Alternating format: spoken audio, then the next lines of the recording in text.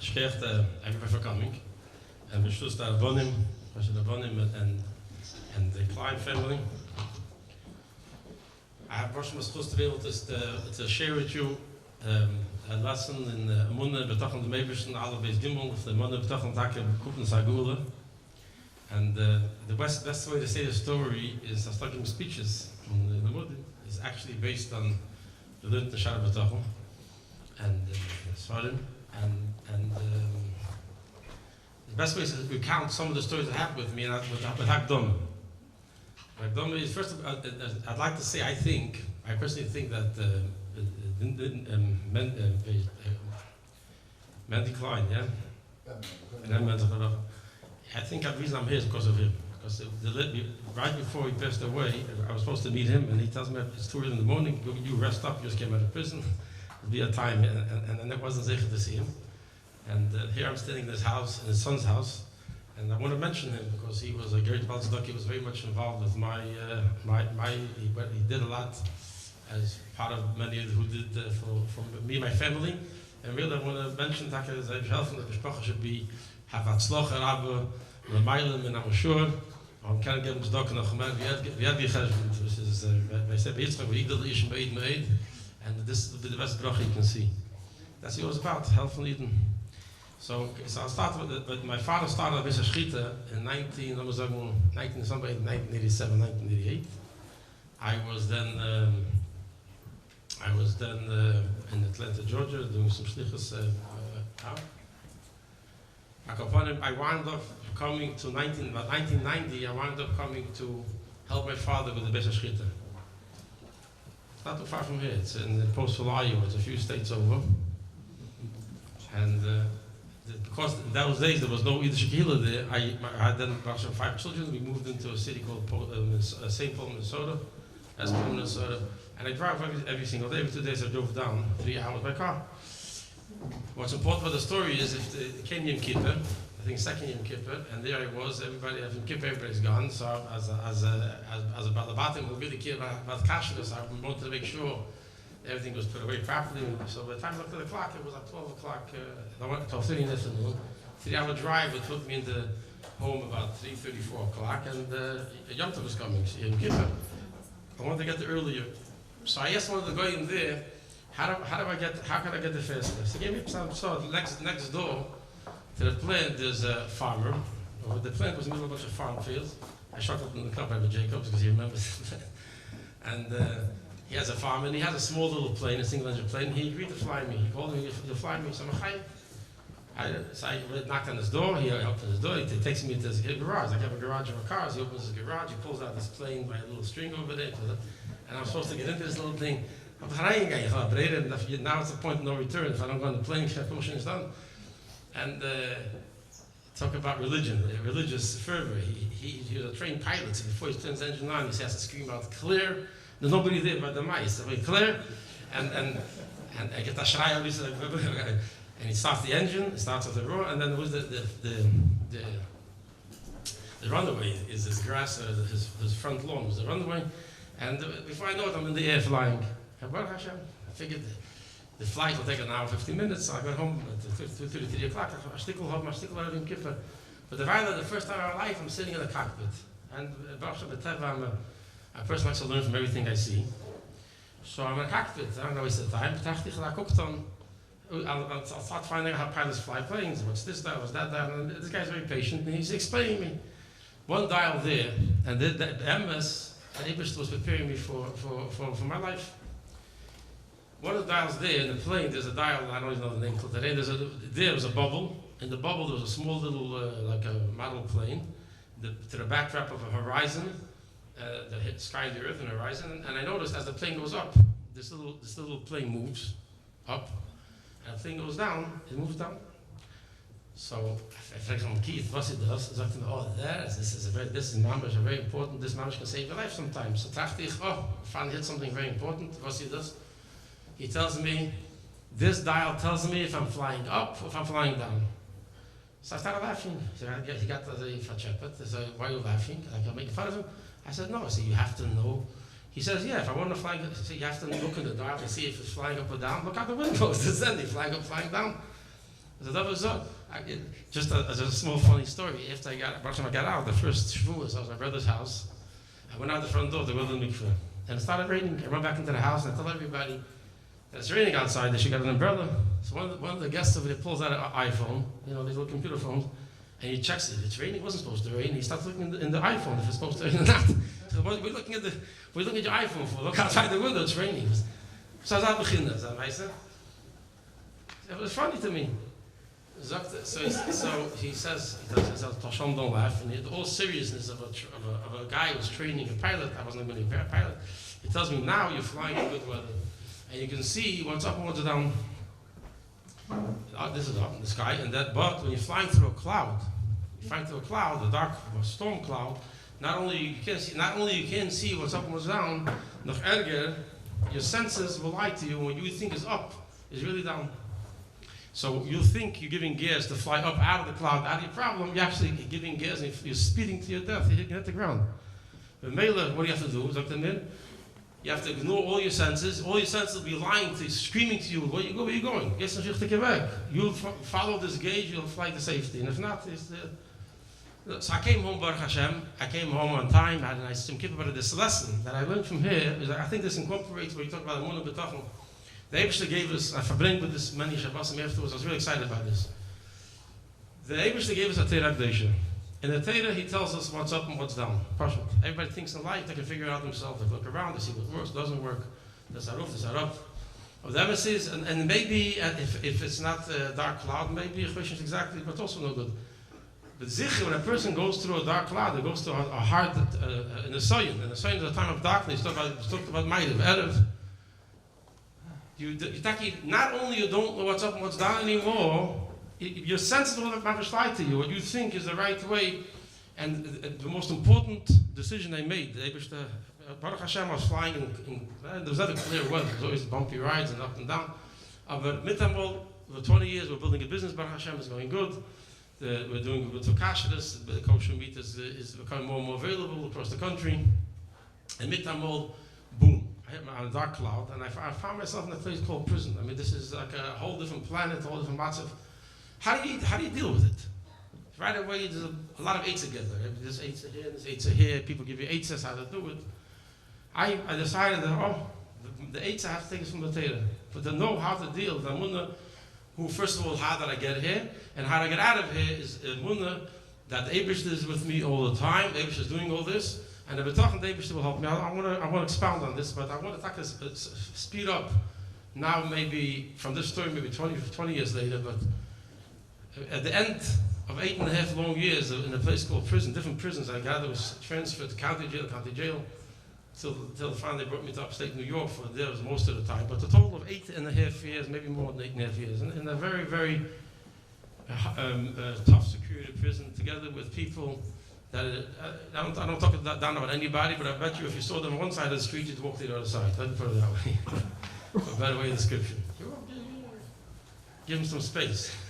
And over there, you couldn't give anybody space because there's no space to give. There was like 120 guys I put into one little barrack, 7 days a week, 24 hours a day. You're with them actually. Half a day you're locked in with any Yehudi. You're locked in this little cell. The cell is like 6 feet wide, 8 feet.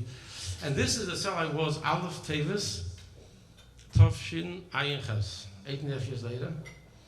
I'm davening. How do you daven? This is Chanukah, the 7th day Chanukah, the Shchedish Tevis. There was no minyan that day, so I have to daven in the cell. So I'll show you the Torah tells you that a person is not defined by where he physically is, he's actually where his mind wants to be, where he wants to be, where his neshama is. The Mela Yid could be in a place called prison, but if he wants to be in shul, he can be in shul. So I imagine myself in the shul, I was looking around for a minyan, I found a minyan. Nobody wanted to be chazan, so I was a chazan, I was like, you're chazan. I start saying halal, and I want to tell you, it works. You pick yourself up, it's on zingen, mikimi mafrodom, mashka shiromelvi, and all the words come. And I got to the point of the keta, min ha-meitza karosiko. Perfect prosik, and suddenly I hear the guard is calling me, one of the counselors, one of the guards is calling my name, but it means you have to show up, he has something to tell you. I did all davening, so I finished the halal. Took off my talis and tefillin, and I went to find out what he wanted. He hands me a letter And the letter is from the United States Appeals Court. You see from the return letter. Legal mail. Now, I was davening to win the final possible motion to, they should listen, just listen to me. What happened? I have over here. He's bringing l'chaim. You want a good speech, bring us l'chaim.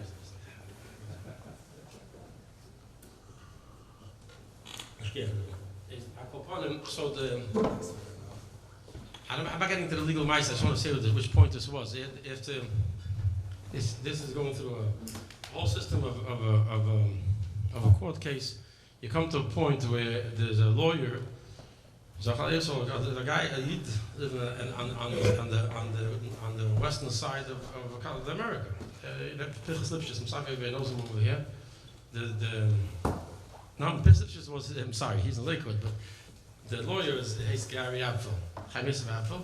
He dedicated 4 years in trying to help the case, and he thought the Eberster was Maslichim. He found documentation that showed that the ganze 27 years, the whole thing was built on the testimony of one person, and he proved that this lady was lying. Not only she was lying, the government was holding back evidence. There was a Brady violation and a Apu violation, a violation of a Chaya. You learn Shara B'toch and you know that not only you believe in the Eberster when it's going bad, even when it's going good, you also believe in the Eberster. So you don't, I never gave importance. They didn't find the Eberster in the free me. It was nice to see their finding, but the Pella was that they denied once and twice.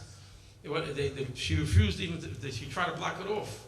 To go to the appeals court, they didn't want to hear it. Finally, the last time I went to them, this is the answer to the final request. They should listen to it.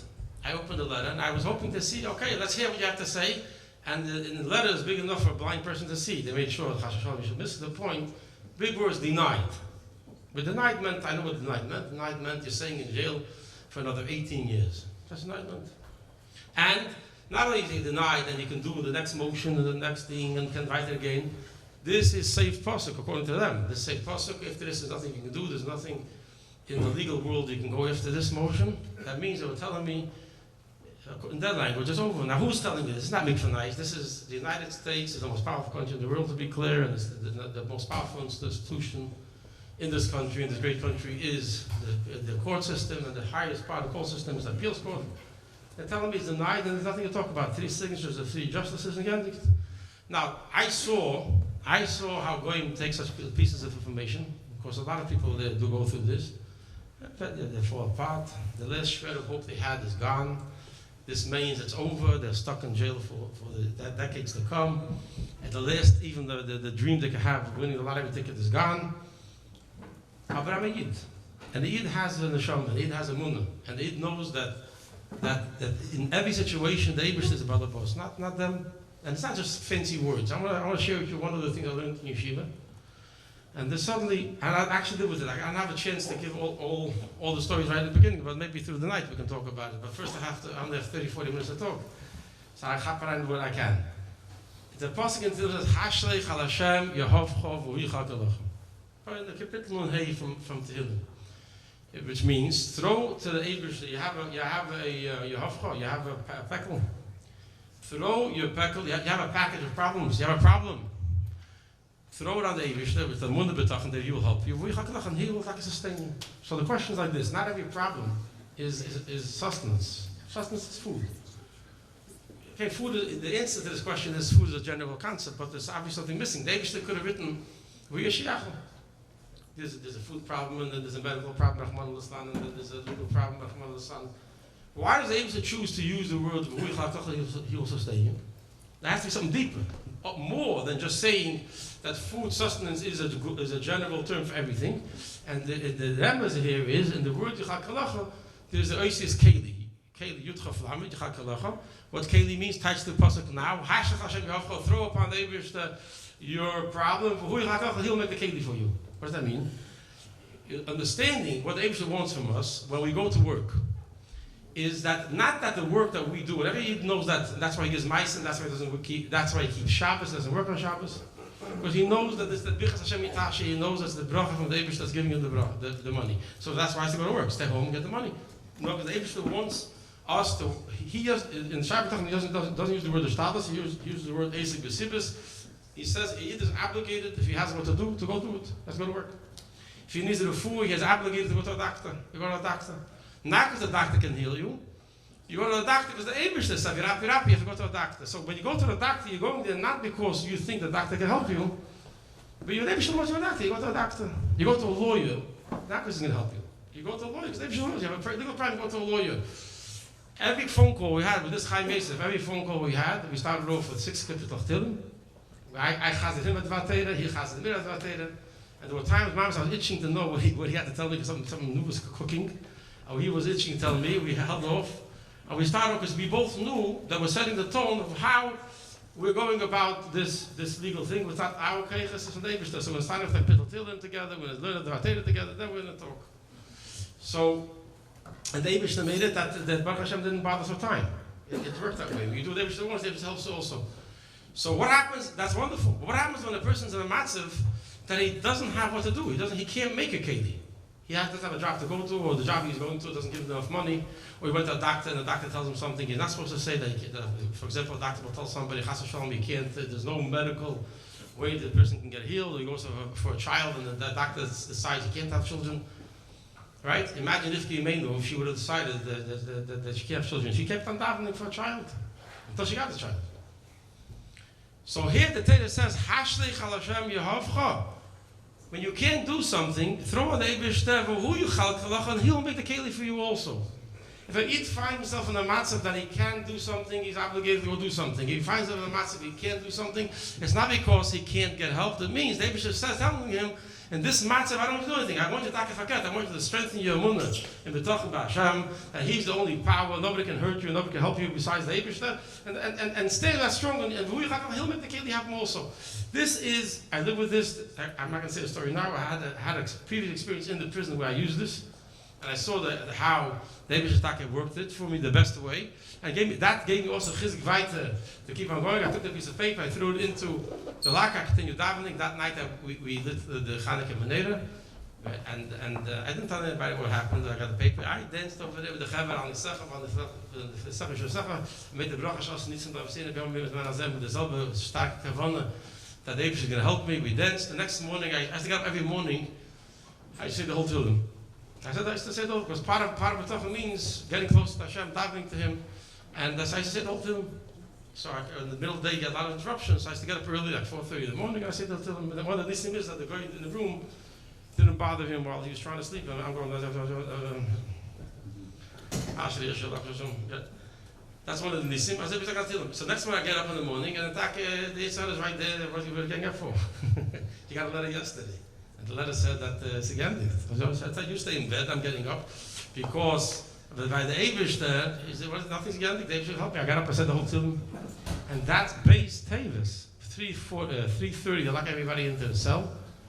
I got locked in. I had no idea that this is going to be the day that Eibishter is going to free me. It was Zeis Chanukah, but I did know that this is Zeis Chanukah, because I wanted to make a Seudah. Over there. There's no great food you can eat over there. Nowhere close to the food that the clients here prepared tonight. And there was anyways, over there, so I had the matzah to eat, like the tuna fish. I made a 6-course meal out of it. I made first matzah and tuna fish, and then tuna fish and matzah. I maakte the ganze tuna fish. I wasn't hungry. And I said to Hillim, everything out with Simcha. I said to Hillim, just Nisan, I need a nest. You get me home, I gotta go home. 4:25, I was looking for the skier. I looked at the watch, 4:25. And the door swings open, and the guard is there in the opening. They don't walk inside when you're there usually. And he tells me, hey, Rubashkin, got my attention, he says, get out. Get out, I'm getting out. Such a sudden get out, where am I going? So I asked him, I'm going home. I'm in the middle of time to go home, and the guy starts to get out, where am I going to go home? So this is a wise guy, he tells me, you're going to change your location. I wasn't sure whether to change location. I had location changed for me 7 times, I wasn't home. So this guy Dafke, interestingly enough, I like to point this out because this guy used to always greet me with a good Shabbos. Every day his work week was Tuesday, Wednesday, Thursday, Friday, Shabbos. Whenever you saw me, Tuesday, instead of saying good afternoon, he said me good Shabbos. Wednesday was good Shabbos, Thursday was good Shabbos, and Friday was super Shabbos. It's coming. I'm messing Shabbos the whole week. Why? Because one time he hears me screaming to other Yidden, good Shabbos from different buildings. He calls me over in all seriousness and he tells me, "Why are you screaming secret words to other prisoners? Are you planning a breakout tonight?" He was serious. This type of place it is. The Chesed. I started laughing. I said, "Breakout. First of all, I'm not breaking out. I'm going at the front door, Mitzvah Hashem. Number one. Number two, Shabbos is Saturday. I'm greeting other Jews. God created the world in 6 days. He rested on the 7th day. I gave him a 101 on Shabbos, and since then he always used to greet me good Shabbos. What's important about this in the story? Because of all the guards that Abishta used to get me out of there was this good Shabbos guy. Because Shabbos, to keep Shabbos in a place called prison, it wasn't. You can do it one way, you can do it the other way. You can do it with a tadim and find the different tadim to try to make things maybe physically more convenient, or you can do it the right way and do the halachas properly and not to resort to any tadim. And Baruch Hashem, I did that. And to me, this was like as Abish was saying, "Hey, you kept Shabbos. Mr. Shabbos is getting you out of there." I got taken to a different building. I go, they bring me now by a different. I wasn't sure what the whole thing was going on, but then I realized something is different here because I was transferred. He bring me into the office, but I wanted to hear it from them. They bring me into a room, and in walks in the warden and the assistant warden walk in, and they're staring at me, and they're stunned. Right? There's a stunned look on their face, and they're waiting. I wanted to break the silence and tell them, "Listen, my mother told me it's not nice to stare at people like that." They're staring at me because, I try to be mitzayir. Imagine you're standing by the Yam Suf, the mitzvah behind you, the water's in front of you, and with them all the water opens up. What would your face look like? That was the begin. They were like looking. They never saw in their years. Their wardens, 20 years in their service, basically from the sun, and they never saw something like this. The president, the guy that had 20 staying over everybody. She was waiting for the official piece of paper. The official piece of paper comes in. And now she has an official piece of paper. She tells me, "Congratulations, Mr. Rubashkin. The President of the United States just signed the clemency petition, and you're a free man to go home." So first of all, I would say l'chaim for our President Donald Trump, the whole Yeshua and the whole Tzachon of all his enemies, Hashem protection.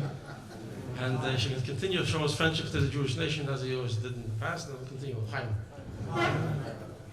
So obviously, I was waiting for this moment for 8.5 years.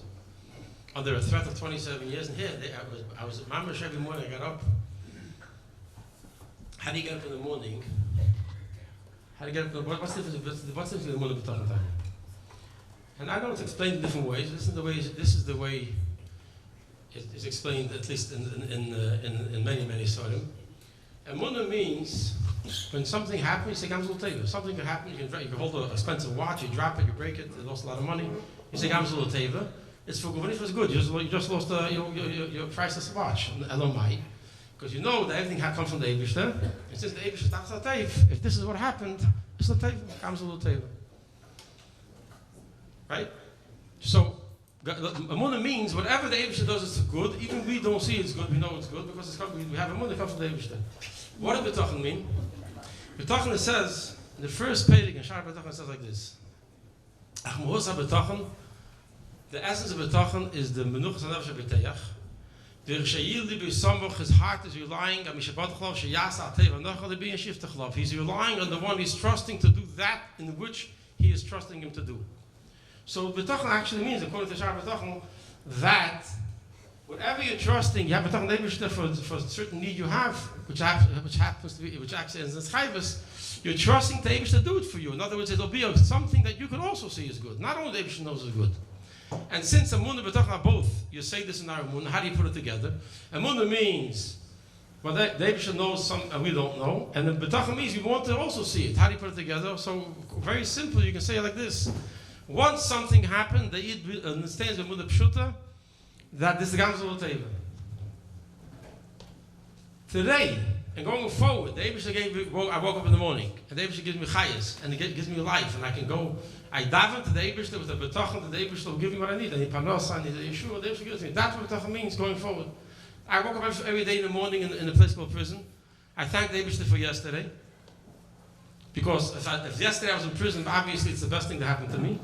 For today, the Eibishter wants me. The B'tachon means the Eibishter wants for me to trust him to bring me home. And then Nachmer. It says in Shai B'tachon Perek Gimel like this. It says that a Beiteyach is somebody who will always be mishtadel. He will always work hard to do what the Eibishter wants him to do and stay away from things the Eibishter wants him to stay away from. The same way the Beiteyach wants Hashem to do what he wants him to do, klar. This is klar. The same way he does what Eibishter wants him to do. It's a midah. When the Beiteyach is somebody who does what the Eibishter wants, a Beiteyach is somebody who learns better, who davens better, who gets closer to the Eibishter. That's somebody who, the Eibishter does what he wants and weiter geht voran. Zusammen with that understanding that we are sachakal nevroy, we're sachakal creations, we don't understand everything. So if something happens, we accept it, this is Gamzal Teva.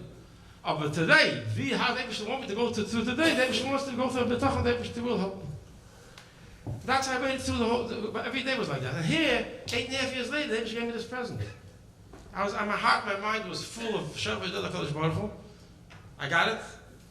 But the overwhelming thought that really overwhelmed me was this. Yesterday, I couldn't get it out of my head. Yesterday, I got a letter from the most powerful court in the world, and they're telling me, you talk about Teva. You try to describe something which is unmoved, you can't move it. This is the way it is. Right? The doctor shows it on the screen, this is the way it is. So the court told me it's denied, it's over, you're stuck in prison another 18 years. And there's nothing in the court system you can do to help it. You can't get out of this. And here, the next day, the Eibishter showed who was the real Balabas. He's the Balabas, and he got me out of there. The way the Eibishter made the nest, I said, Aleph, Beis, Gimel. I lived with Aleph, Beis, Gimel, because this is the second time it happened. Aleph, I got this letter. Beis, I got freed. So I think these guys are still staring at me, so I tell them, look, you think maybe this is a political thing. You should know, I knew the Eden this. I wanted to let them know that Eden are very special. I said, Jews, God loves Jewish people. Today's Hanukkah, God loves miracle Jewish people, because God loves the Jewish people. I'm Jewish, God loves me. I'm going home, you see. And then it hit me, I forgot to make a bracha achrona. I forgot to bench. I was in the middle of eating my matzah and tuna fish, and God Shabbos kicked me out. And the halacha is you're supposed to go back and make a bracha when you eat. As a state, so I asked the warden and say, 1 second, time out. Before I leave, I got to go back a few minutes. How am I going to go back? Get out of here. He says, no, you don't understand. On my side, I didn't explain myself properly. I don't know if I would have, but on my side, I eat tuna fish, matzah, I have to bench, I have to make an after blessing. He says, listen, the president said, you have to get you out of here as fast as I can. You're out of here. You want to bench? You bench right here. I had no choice. So I benched where I sat to eat. Over there, I benched, I used to for my machine, she brought my machine. And you should know, I never said to myself, because I'm in a matzav that could call for something different, I'll act different. Forget. And that's maybe why I'm there. After the show, in every matzav, it has to do with the Teda mitzvahs, the way he's supposed to do the mitzvahs. What are you using your matzav as a way to make it, what's the word heter mean? Everything's heter means permission, right? Mitzvah means mitzvah means a connection. Mitzvah means you connect with the Eibishter. You get the mitzvah swing and write a check for Yad Lachem. So you can do a mitzvah, you connect with the Eibishter, your hand becomes a vehicle to give money to Yad Lachem, right? So, since tzafsa means connection with the Eibishter, what does heter mean? Heter means to untie. Heter means to untie. When a person looks for his own Tadim, it could very well be he's really untying himself one day, but he actually is schizophrenic, right? Because one side he wants to connect with Hashem, at the same time he's looking for a way to get out of this, right? If it's a heter, the Eibishter writes in the Teda, Chila b'Shabbos or whatever, a matzah, the Eibishter writes in the Teda is one thing, but if you're looking for a Tadim to make yourself easy, it's a whole different thing. So I never look for a Tadim, and I asked him to daven. I'll show you two stories. I'm have maybe 5 minutes left, or I make believe I have 10 minutes left. I have to tell you one more story, and then we'll get on with the show. And then later, if I bring more. But I kept every mitzvah because B'tachon means do what the Eibishter wants. So when you do what the Eibishter wants, then obviously you trust that the Eibishter do what you want will also be fulfilled. That's what I said about B'tachon. If you want to know what it is, I've done with the fees and paid the gimel, you can look it right up. So then I got out. Baruch Hashem, with a big simcha, and I never imagined the simcha that was there, and the achdus was amazing. And they kept on going, and everybody thought that there's another week, and here's almost 2 weeks, 2 years later. And Baruch Hashem, the show, the Rebbe showed that the Munde B'Tachon brings the Geula is still alive by people. Here we are tonight. I want to share with you a story about I got feet on Zeis Chanukah. The first mitzvah that I had to fight for in the land of the Golden Plenty. We're Russian, we grew up in America. We didn't grow up in. My parents grew up in Russia. I'm talking too much. No. Okay, I don't offend anybody. So my parents grew up in Russia. In Russia, it was a whole different story. That the fight to every mitzvah was underground with mice. In America, it was the fight that was in you. The way American tzitzis, the Italian call you a Jew boy and everything, but it was, if you want to be American tzitzis, you were. I walked around always in the toughest of prisons. I walked in the American tzitzis open. And the Grade, they respected me more for that. If anybody tried to take it away, it wasn't the inmates, it was the guards. I'll show you a story later, but I want to tell you the first time I had to fight for a mitzvah was Chanukah. Interessant. The first night of Chanukah I had to fight for, and the Eibishter made a mess. On the last day of Chanukah, almost I completed a circle. That many years later, and freed me. I just want to share with you the power of a mitzvah. I think that's the message you can take away. A Munde B'Tachon sounds things that are theoretical, absolutic, and maises. It's really very real, because if you have a Munde, in the Rebbe, then you do a mitzvah with more geschmack. You want to connect with him, you want to be with him, you want to fulfill your purpose. Munde doesn't mean that Rebbe is somewhere. Rebbe is with you, he created you, he wants something from you. So here I was, the first time they threw me into jail was when they gave me an indictment. There's an indictment going on now also. They gave me an indictment, and they said that because I'm a dual citizen, bail is only given to someone who is a United States citizen, right? A constitutional right, you can get bail. Now, if you're not an American citizen, is anybody in this room not an American citizen? Maybe someone shouldn't ask that question. Then you can't get bail. If you're dual citizen, if you're American citizen and another citizen, you're not entitled to bail, right? So I was born in Borough Park. The last time I checked, Borough Park was part of the United States. I was like a shock to hear how the prosecutor gets up and tells the judge, Your Honor, he should be denied bail. He had other kindness, but among the things he said, he's not entitled to because he is a dual citizen. I said, how do you feel dual citizen? I didn't come across the border. I'm born in the United States. Became a cheshbon. Because I'm Jewish. He's a very observant guy, and he saw that I'm a Yid, so they made I can go to Israel, and I can get citizenship in Israel under the law return. He had the law return printed out from the internet. He handed it to the judge. Because I could get Israeli citizenship, they denied me bail. Now everybody hears the story and everybody goes like that, so obviously you weren't reading the papers when it was going on. This was a shock. I mean, people this wasn't a time to me because my name is Rubashkin. This is a time to every Jew. You are not even, good morning, you're not even, you are, in the words of the government, in the papers, I'm a de facto dual citizen. Stop saying that, de facto, it's like a fact. Anyways, he sounds funny, yeah? The judge agreed with him and threw him in jail. So I wound up in a jail in Dubuque, Iowa for 70-some days until they used to help. It was overturned. It was a big tumult. The ADL is not whoever they are. From a Yid, and they wrote a very strong letter against this, and then a lot of Bonn came to meet me. They made a press conference, Agudas Yisrael, and a lot of 5 different, they came to visit me in jail. They made big tumult. How you take a Jew and put him to deny him bail because he's a Jew? Some Shagas did this. In the pale, they made a nest, Aleph Beis Gimel, Aleph Shvat. I had a hearing, Beis Shvat, I was told I'm getting bail, and the government resisted, and the pale I got out in Gimel. That's when I said to my wife, I'll be Gimel, let's be mechazik ourselves, we'll get the Geulah. Okay, in this 70-some days, Chanukah came. So the first time I had to, in this jail, particular jail, the warden called me, asked me, what do you need to be Jewish? So one of the things I told him, I need the Yankel Tzitzis, I need to daven, I need to film, I need to have kosher food, I need water from Neglovas. I told him everything I needed.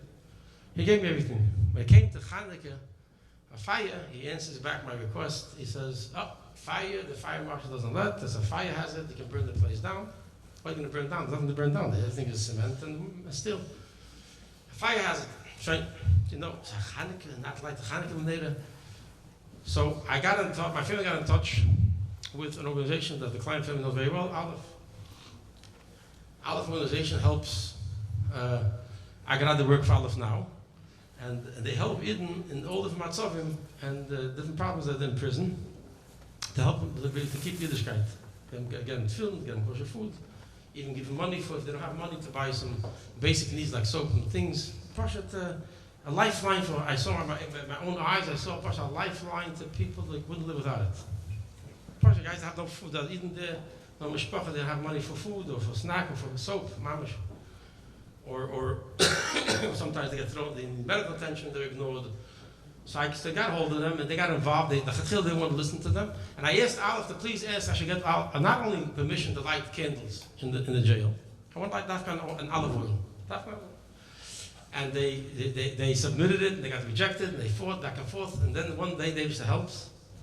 I get told that the warden found a fireproof room and there he let me light the menorah. He found fireproof. I'm on fireproof right here.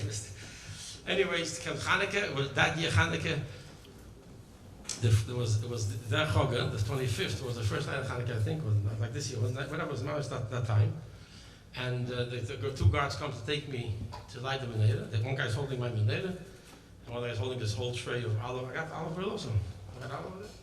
And I'm following them, I'm wearing Purim clothes and orange, and we're like Hanukkah.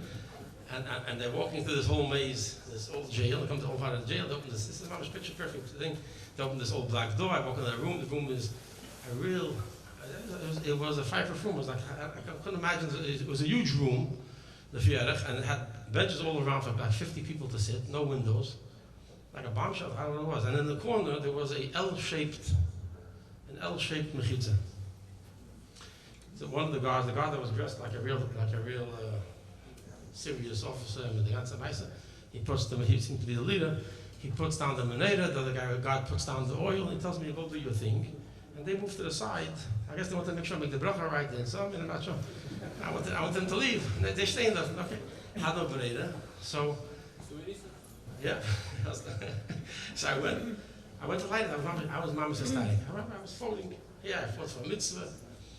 Every mitzvah brings us on Shocha, mitzvah Chanukah, Shas Nissen, we say in the Yom HaMemes Manazah, Lichtigkeit, Warmkeit, light, warmth. I mean, this mitzvah has everything I was missing. And I was hoping, we're doing the bracha properly, I will draw down this on me myself. So I go take out one of these oil cups, I put it in the menorah, and I take the shamash, I'm about to light shamash, and a thought came to my head. 1 second, this is a wall here, it's a petition. What's on the other side of the petition? I gave a look, and I got sick. What do you think was outside the petition? A bathroom, toilet. There's a room over here, and this partition was partitioning off a place, a toilet. How do you make a bracha next to a toilet? I'm asking a shaila, halachic shaila. It doesn't make sense to me. How do you make a bracha next to a toilet? So I turn around to the guard and I tell him, listen, I can't light it over here. He says, why not? So I said, listen, there's a toilet here. I didn't realize this wall is overlooking the toilet. He says, and so what? So what? You didn't go to yeshiva, you don't know. What do you mean, so what? So I'm about to make a bracha. It's God's holy name. I said this in English. I spelled it out for him. And you think it's right to say God's holy name next to the toilet? I agree. I feel it. She looks at me like he didn't say, listen, mister, you're in jail. You do what you tell. So I realized that he's distraction. He understands me. And I kept on going, and what do you think I'm doing? I'm lighting a candle. The candle is supposed to proclaim the miracle God did for us in those days, also in our days. So it's a holy light. You want my holy light to be shining on a toilet? Like how? And I saw that he understood me, because instead of telling me, listen, I heard you, but this is how it was working, he tells me, so what should I do? Like there's no other place to light it. No, when the guy asks for eitzes, Jews are very good at giving eitzes. So I said to him, listen, you know what you should do? There's a room, every day, that place, they don't want me to eat my kosher food next to the goyim, because it's different food. They don't like anything different. They took me out of the cell and they brought me into a separate small little room. That's where I ate. It wasn't fireproof officially. But listen, I'm not going to burn myself. It's a little flame. I'm not suicidal. If it falls down, I'll put it out and get it. What's the problem? I can't do it. There's nobody calling for permission. It's a holiday. There's nobody in the office now. I need clearance. He tries to listen. I need to have. I can't do it here. I don't know exactly how the conversation went, but after a minute, 2 minutes, long time of arguing, finally he tells me, "Okay, I'll do it for you." The first miracle of Hanukkah. He's masculine. He takes it upon himself. He picks up the menorah. He made that with his mother. Him making eye contact with his friend. They agreed doing it. It was softened the hearts, and they're doing it for me. So I'm following them, and I'm so excited. Now I'm going to do the mitzvah, not next to the toilet. Yeah. But I knew that if I get one more thing out of these guys, I'll be able to do the mitzvah exactly how I did at home. What's the mitzvah? So I tell him, listen, officer, I got another problem. He said, what's your problem now? So I said, listen, the law is that Jewish people have to light this candle for half an hour. That is the law. I'm not telling you differently, but you should know that in our community, our custom is that we let it burn for 50 minutes. So would you mind if I can sit there for 50 minutes? See, he looks at me, this is a look you can't describe. He looks at me, he stops walking. He looks at me like he's got so confused. The 30 minutes is not good, the 12 is not good, the 30 minutes is not good, the 50 minutes. He tells me, hey Rubashkin, how did you do this in your house? like stop with all the details. How do you do this thing? So he said, the best that I've been 15 minutes. I said, no. In my house, because we started a community, this post field was a very, very distant place. So we had everything we did was we had to make ourselves. The children couldn't go out in the streets and see. I'm sure even in Cleveland, you go to shul, you go in the streets, have a little Hanukkah, you go to a friend's house. There was nothing going on there then, right? So we in the house and make Hanukkah, in a house we made up that as long as the Hanukkah menorah is lit, we're going to sit around the menorah and we're going to eat latkes, we're going to sing, play dinner, we're going to sing Anisal, we're going to learn a mind, we're going to learn a story, we're going to do something, so to take in as much as I can. So as I tell them, actually at home, we always try to sit around the candles until it burnt out, like 2.5 hours. So 30, 50, 2.5 hours. And he got very quiet, and I thought maybe I pushed a little too hard, faster. And suddenly he told me something that I'll never forget.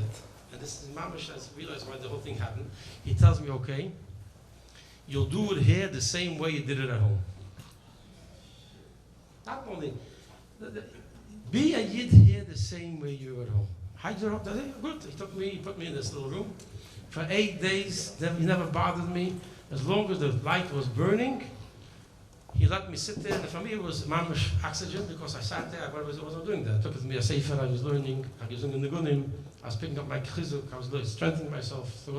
But this was the beginning. That a yid should be a yid every year the same way. There's no fight. I'm a yid in yeshiva. I'm a yid like this. And when I go on the trip, over there is Andish. When I'm in a place I don't like to be, I'll look for a place how to get out of it.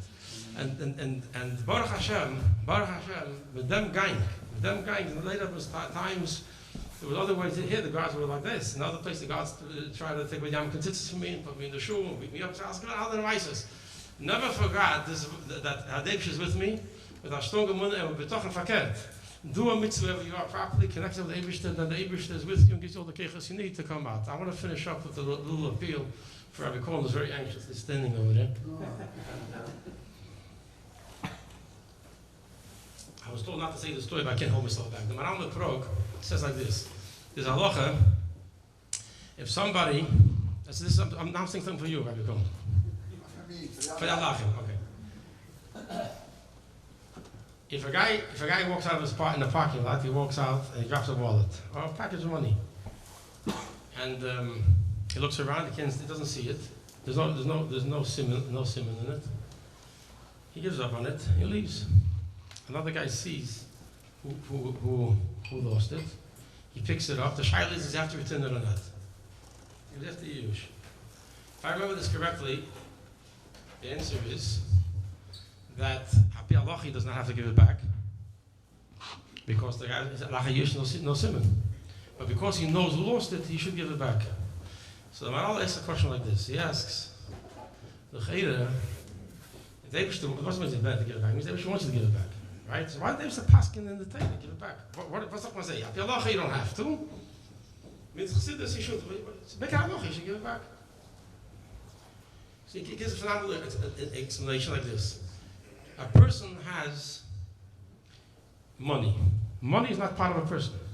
Money is not, Eibsher gives the person money to use it for his needs and for people that need it also. If he has money also to give other people that need it also, to give tzedakah.